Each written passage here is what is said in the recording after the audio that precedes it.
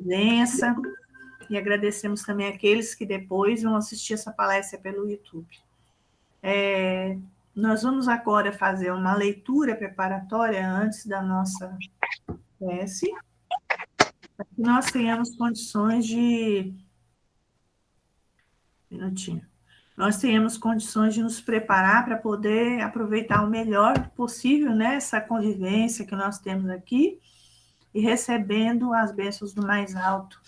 Então, do livro Pão Nosso, a mensagem Cooperemos Fielmente, psicografada por Chico Xavier, de autoria do Espírito Emmanuel.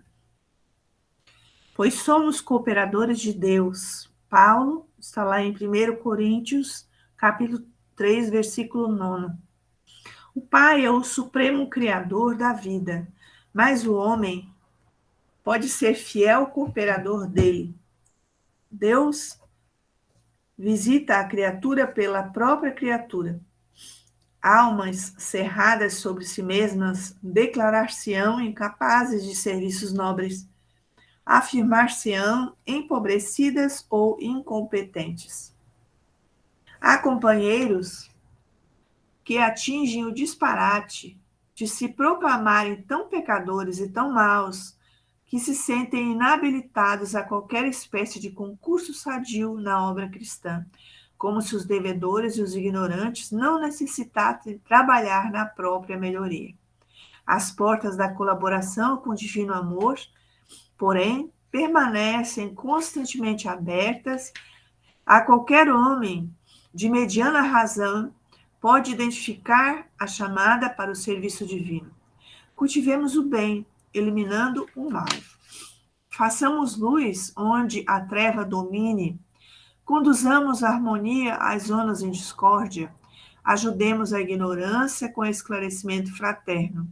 Seja o amor ao próximo nossa base essencial em toda a construção no caminho evolutivo. Até agora temos sido pesados à economia da vida.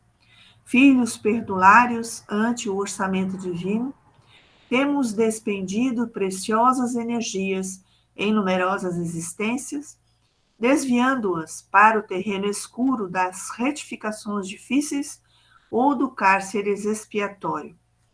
Ao que nos parece, portanto, segundo os conhecimentos que possuímos, por acréscimo de misericórdia, já é tempo de cooperarmos fielmente com Deus no desempenho de nossa tarefa humilde. Vamos, então, cerrando os nossos olhos, erguendo nossa Belinha, vem ver mente porque eu ao não estou Pai. ouvindo. Belinha, vem cá. Não estou ouvindo.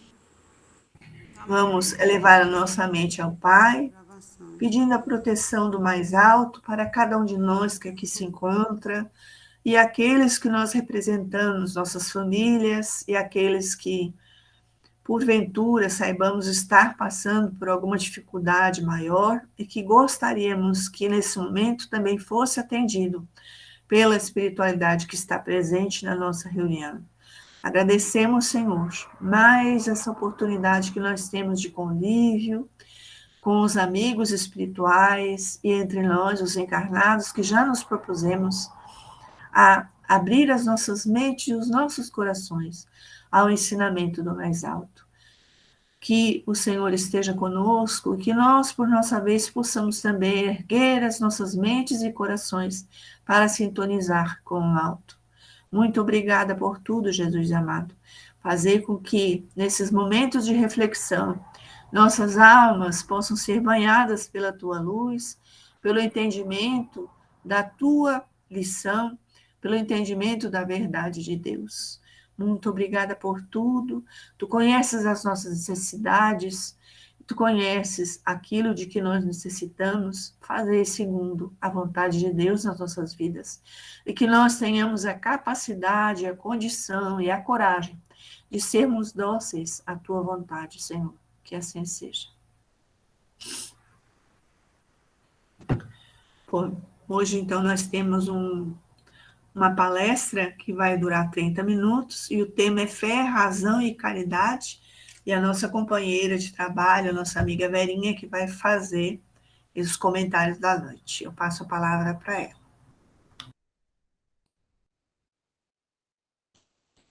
Boa noite, amigos. É sempre com alegria e gratidão no coração que nós nos encontramos nesse momento, né, para juntos podermos compreender os ensinamentos de Jesus, nosso modelo e o nosso guia, nosso irmão maior. No Evangelho segundo o Espiritismo, uma das 5 obras básicas da doutrina espírita, no capítulo 19, nós encontramos uma lição intitulada A Fé Transporta Montanhas.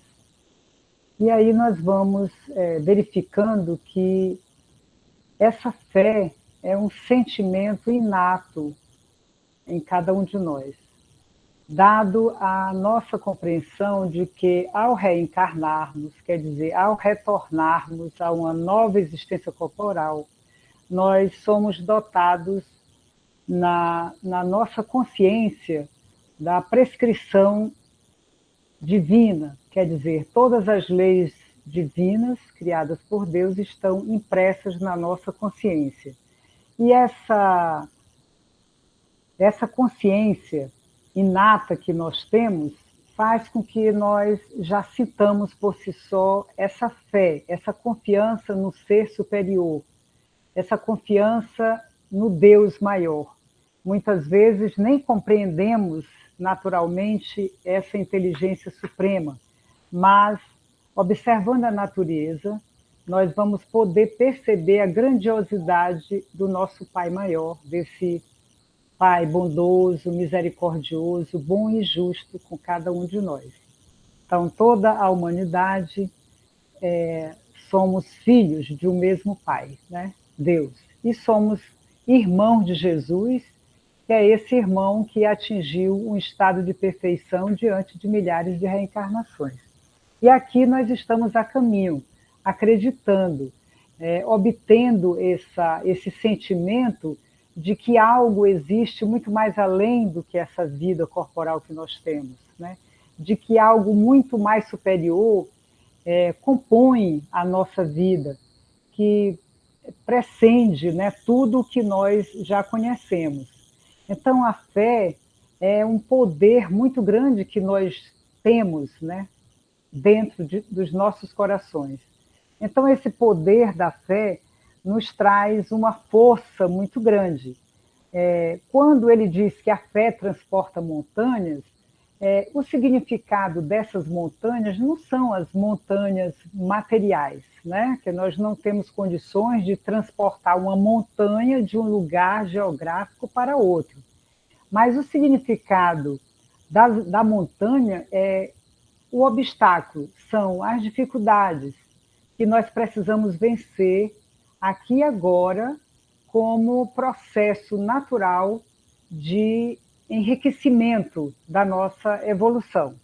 Então, quando nós temos essa fé clara, bem compreendida, nós temos, portanto, todas as condições favoráveis para superarmos, para transportarmos, para modificarmos as dificuldades, todos os obstáculos que se nos apresentam, né, nessa vida, nesse cotidiano, na rotina de nossas vidas. Então, essa fé, quando ela pode ser uma fé cega, ela pode ser uma fé raciocinada, ela pode ser uma fé vacilante, ela pode ser uma fé sincera, verdadeira, né? Uma fé robusta. E essa fé, ela é,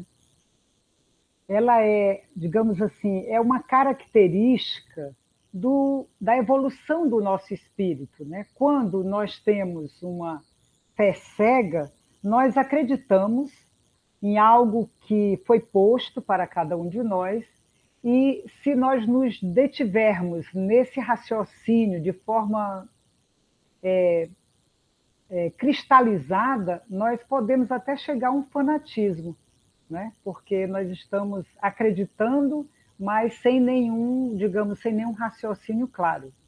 E a proposta do Espiritismo, que é o Consolador prometido por Jesus, ele nos convida a entender o funcionamento das leis divinas, entender Deus, entender a imortalidade da alma, entender a pluralidade dos mundos habitados, né?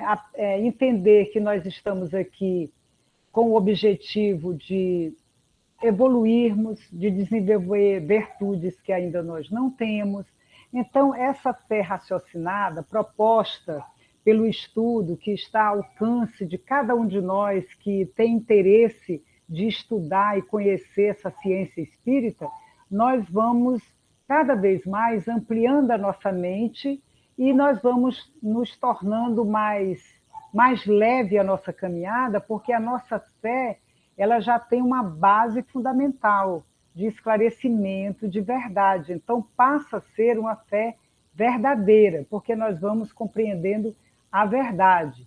Porque muitas vezes nós temos uma fé religiosa, mas essa fé religiosa pode ser também uma fé cega, né? Porque nós estamos vinculados àquela religião que tem os seus dogmas e nós ficamos um pouco que aprisionados, um pouco que bloqueados, né? Quando a fé é raciocinada, ela é também uma fé que é religiosa, porque o Espiritismo também é uma religião, por isso nós temos o Evangelho segundo o Espiritismo, onde está ali resumida toda a moral de Jesus, né? Todas as leis divinas, e bem esclarecida pelos evangelistas, e onde nós temos condições de compreender melhor. E quanto mais essa nossa fé, esse nosso raciocínio, essa nossa razão, ela vai se ampliando, mais nós vamos compreendendo a essência, né, dos ensinamentos de Jesus. Então, a razão não pode ficar também desassociada da fé, porque a nossa inteligência, ela é necessária, né? É um objetivo do espírito desenvolver a inteligência, essa razão, essa compreensão. Mas a razão, ela também não pode ficar isolada da nossa fé, porque a razão sem o sentimento, como diz Emmanuel, ela fica uma razão muito fria, como se fosse um cálculo matemático, números. Então, a razão ela precisa dessa fé, né, desse sentimento divino em nós, para que a razão e o sentimento formem um avanço, né, de fato, para nós enquanto espíritas, que somos enquanto toda a humanidade. Então, o poder da fé, como diz aqui no Evangelho, no capítulo 19, no versículo 5, ele diz que o poder da fé se demonstra de modo direto e especial na ação magnética. Por seu intermédio, o homem atua sobre o fluido, agente universal, modifica-lhe as qualidades e lhe dá uma impulsão, por assim dizer, irresistível. Quer dizer, daí decorre que aquele que é um grande poder fluídico normal junto à ardente fé pode, só pela força da sua vontade dirigida para o bem, operar esses singulares fenômenos de cura e tantos outros tidos antigamente por prodígios, por milagres, mas que não passam de efeito de uma lei natural. Tal o motivo porque Jesus disse a seus apóstolos: se não curastes, foi porque não tinhas fé. Então, nós temos essas possibilidades, temos toda essa condição inata dentro de cada um de nós de trabalharmos essa fé raciocinada e interligada com um sentimento de amor, de fraternidade.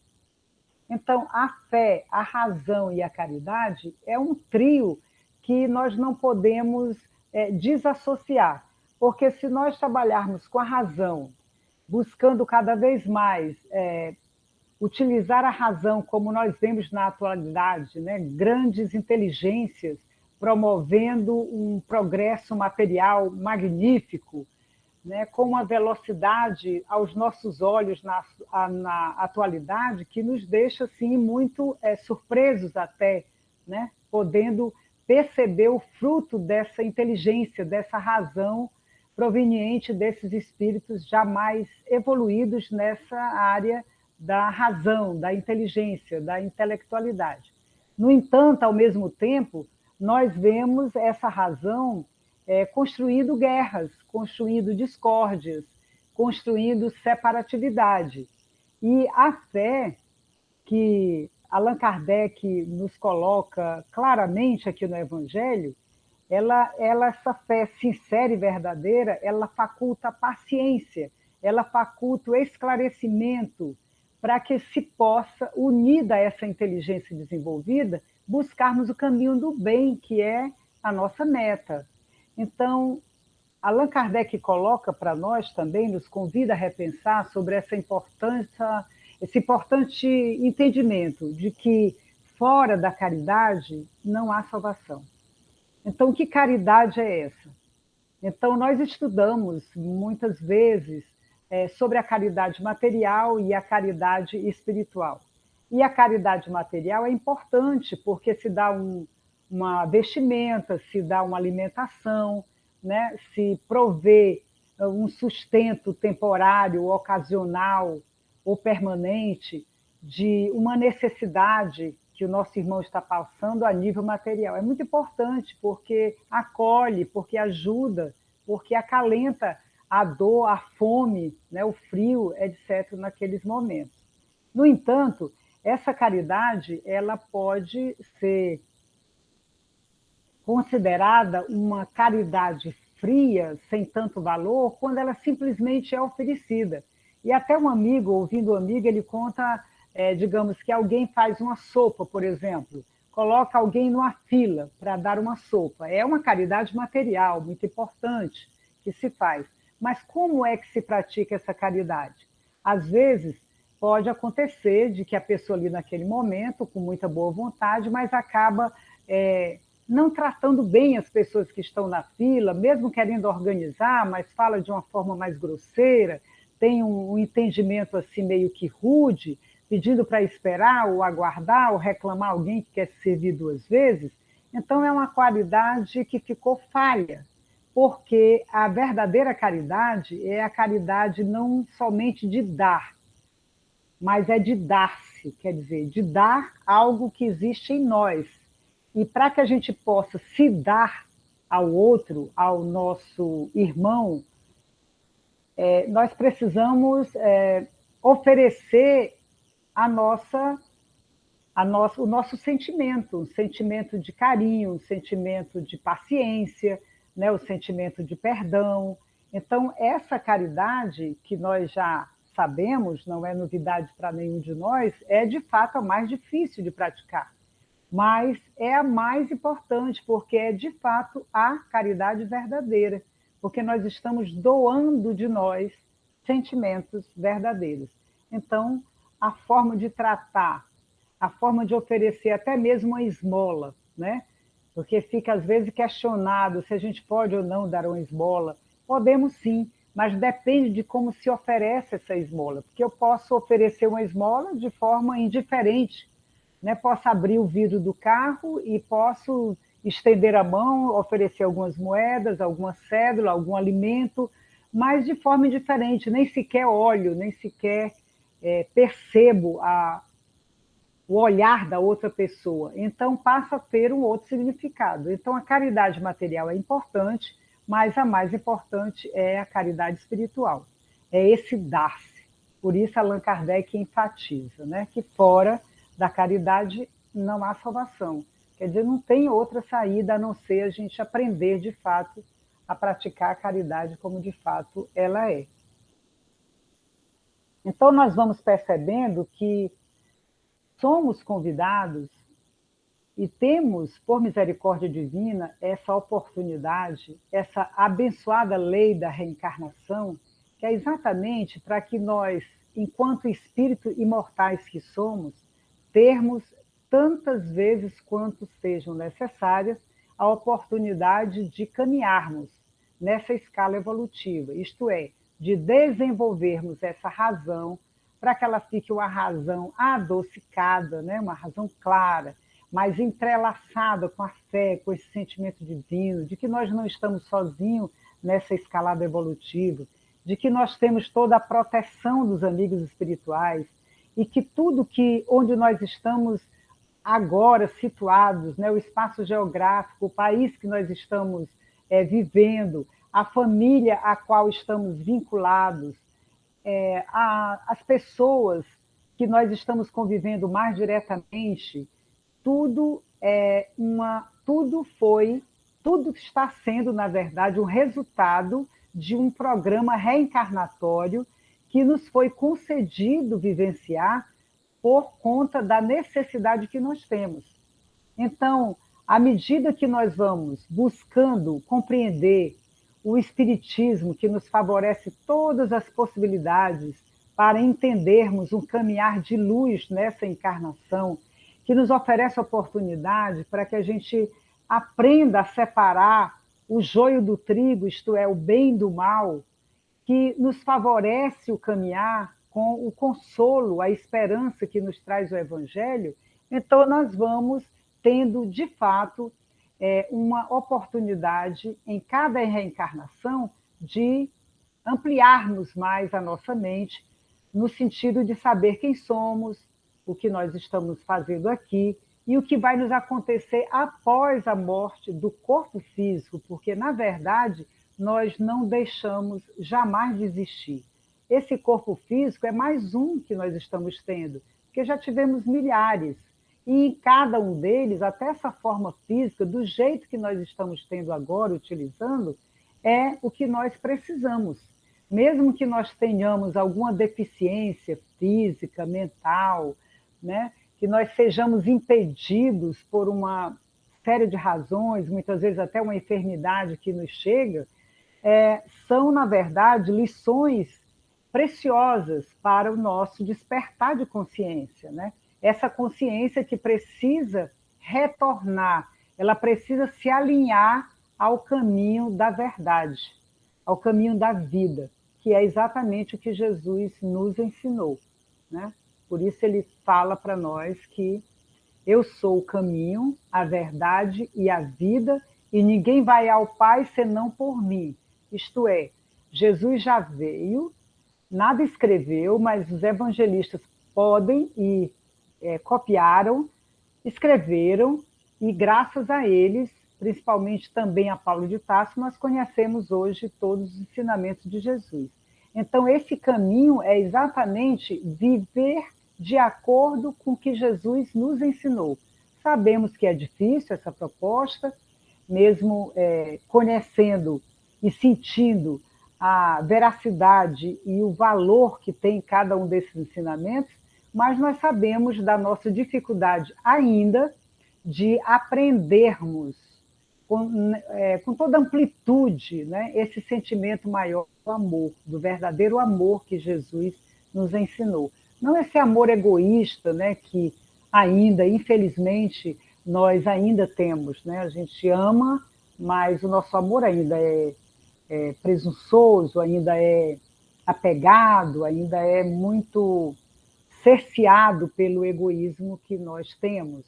Então, nós temos a necessidade de, nesse momento, começar a trabalhar essa nossa fé, aliada com a razão e praticando a caridade, desenvolver esse amor que Jesus nos ensinou. Então, nós vamos passo a passo, porque nós somos espíritos ainda em evolução, somos ainda crianças, né?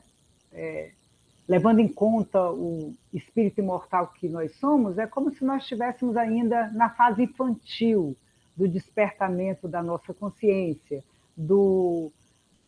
da nossa evolução. Estamos no começo, estamos no início, por isso que nós temos que cada dia recomeçar, refazer a lição. Se não foi feita ontem bem feita, hoje nós nos propomos a fazer melhor, a perdoar mais, a olhar as pessoas que nós convivemos, né, perceber o nosso comportamento, como é que nós estamos falando, como é que nós estamos reagindo, né? Será que nós estamos muito cristalizados nos nossos pontos de vista, que nem sequer nos preparamos para ouvir o outro, para flexibilizar as nossas ideias e os nossos hábitos, né? Como é que está sendo o nosso dia a dia? Como eu estou me comportando? Então, esse trabalho que nos propõe Santo Agostinho, né, também no Evangelho segundo o Espiritismo, que nos convida a esse mergulho no nosso interior, é um momento muito precioso, porque é uma ferramenta que nos favorece um voo a mais, um degrau a mais nesse processo evolutivo, desde que nós tenhamos a humildade de reconhecer as nossas falhas, as nossas dificuldades, os nossos erros, os nossos equívocos, e que, muitas vezes, nós, infelizmente, ainda temos a dificuldade de buscar o nosso olhar para dentro de nós. E temos muita facilidade de vislumbrar, de verificar, de perceber, de enxergar o defeito, a dificuldade dos outros, mesmo daqueles que nós amamos muito. Mas essa exigência que nós fazemos para o outro, ela deve ser convertida para nós mesmos. E é isso que Santo Agostinho nos aconselha, que no final do dia nós possamos fazer uma avaliação não dos atos exteriores, não do que aconteceu, do que conseguimos realizar, não, de como nós realizamos, como nós fizemos, que ponto que nós poderíamos fazer uma pausa e fazer uma reavaliação e redesenhar o nosso comportamento para um novo dia que se aproxima.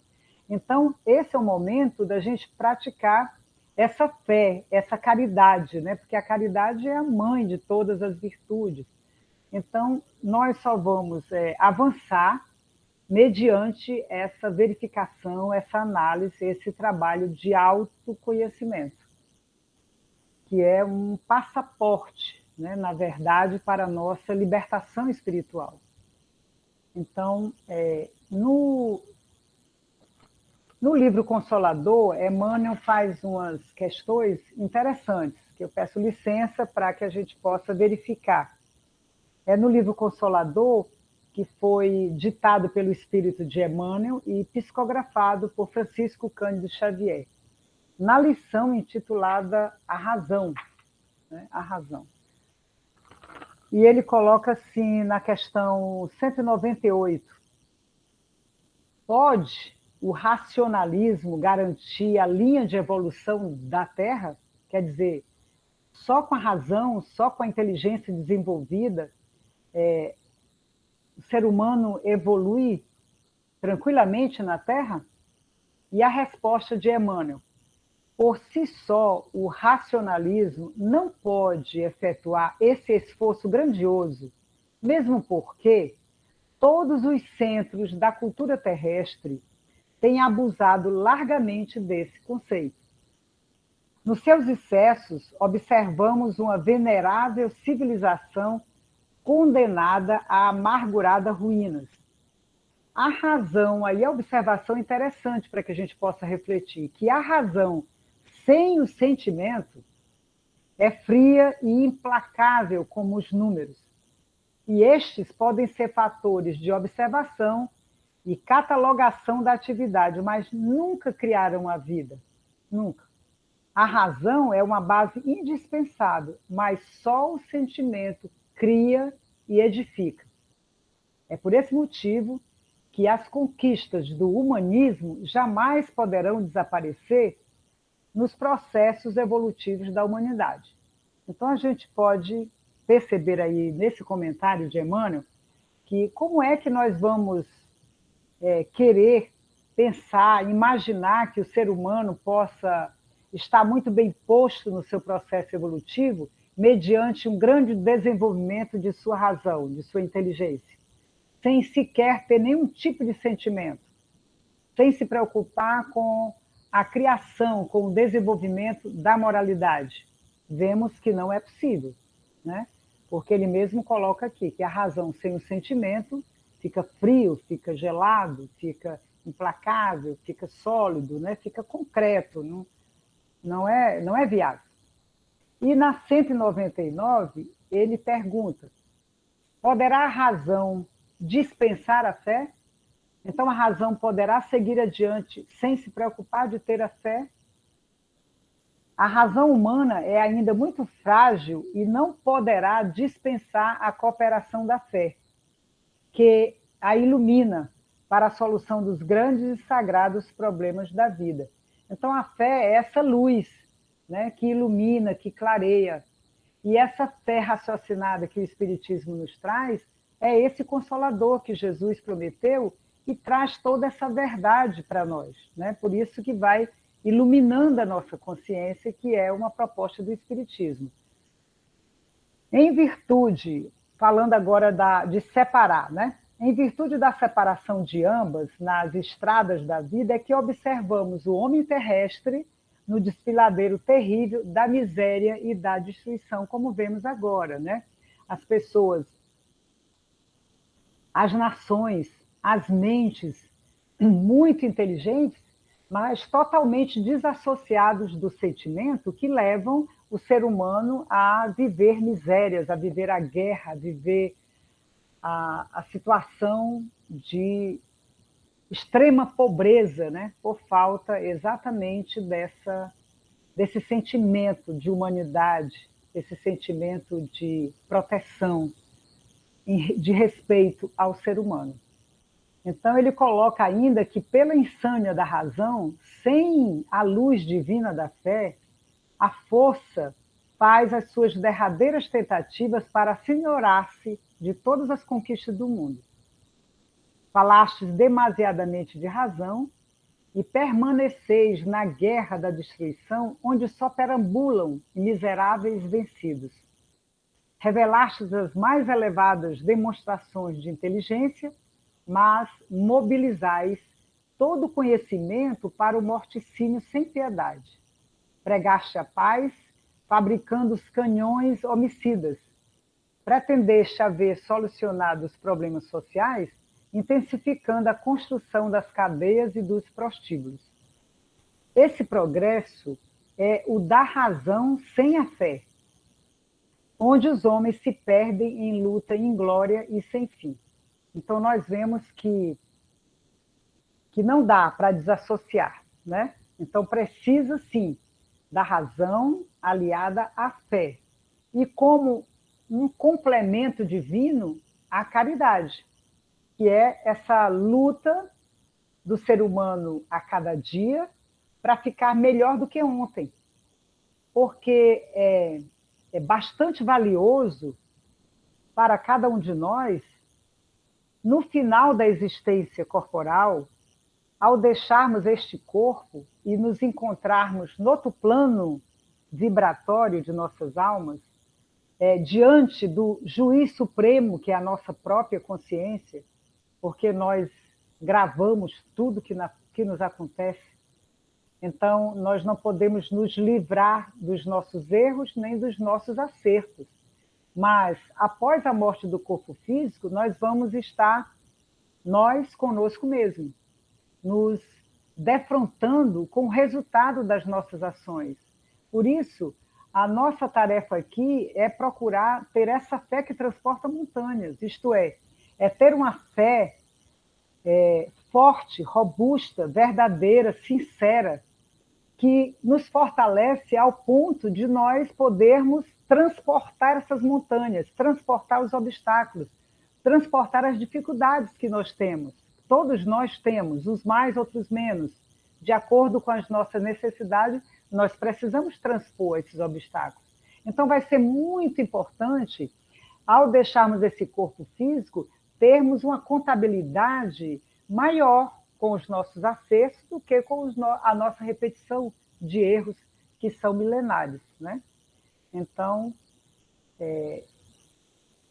Emmanuel nos convida cada vez mais a refletir, a pensar que nós muitas vezes nos iludimos e acreditamos que somente os diplomas, os acertos, os avanços tecnológicos e esse vasto potencial que a humanidade é capaz de alcançar mediante suas realizações materiais seja o mais importante. É importante, mas não é o mais importante. Então, sozinho, esse progresso não vai acontecer.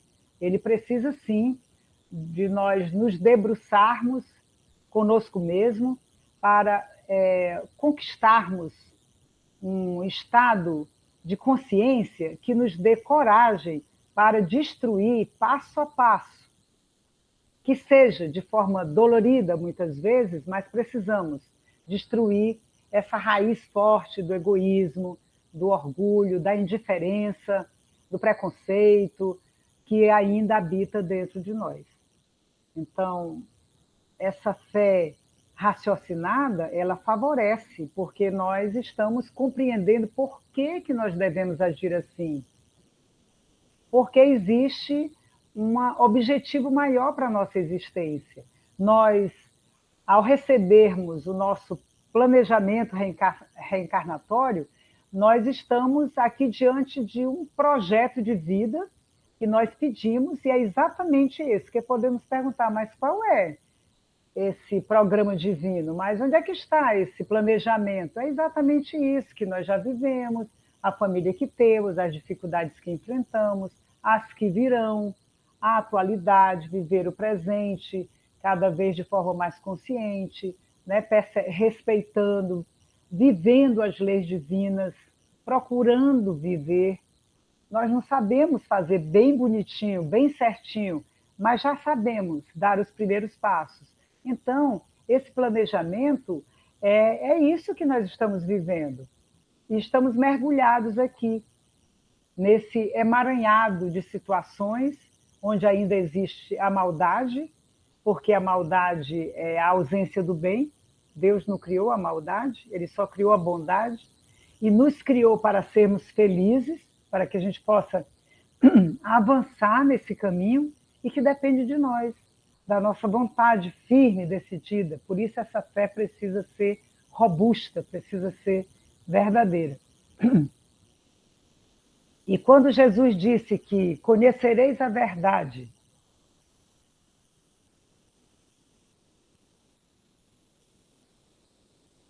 a verdade da vida, a verdade das leis, e após conhecermos, ela nos libertará, no sentido de que nós vamos ficando cada vez mais leves, porque podemos viver o amor que Jesus nos propôs. Então, a proposta na noite de hoje é que nós possamos repensar da importância de nós vivermos o amor que Jesus nos ensinou.